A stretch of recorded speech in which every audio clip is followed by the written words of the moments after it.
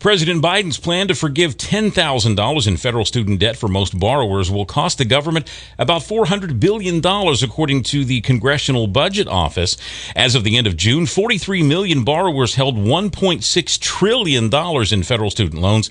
About $430 billion of that debt will be canceled, according to the CBO.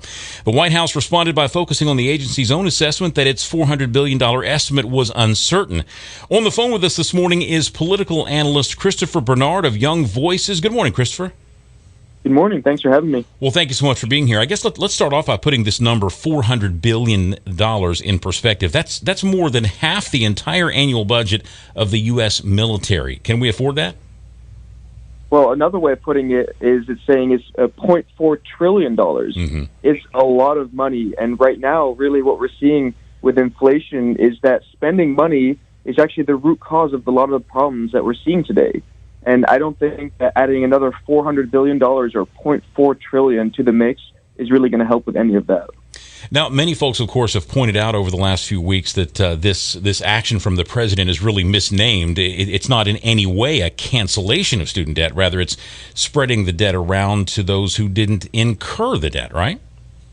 Yeah, I mean, there's literally no way to just cancel a debt like that. It's simply a transfer from some people to taxpayers.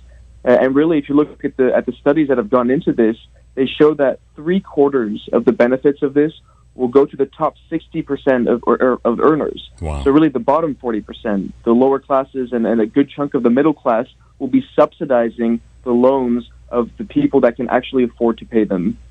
So no doubt this is going to drive many young voters to pull the handle for Democrats in the midterms. But do you think it'll also maybe pull some in the working class off the fence and actually help the GOP?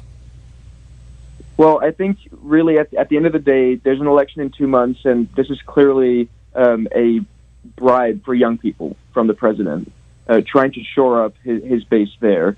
But at the same time, I really do think that it's pissed off a lot of people that don't want to be paying for your gender degree. If you're a plumber, why should you be subsidizing someone else for a degree that has nothing to do with what you're working on? Absolutely. And so I do think I think that it'll actually have limited impact for Biden and potentially even swing the other way.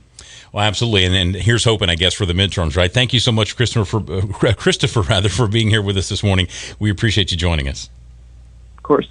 Folks, that is political analyst Christopher Barnard with us from Young Voices on The Big Question, KTBB News Time, 7:56. Hello.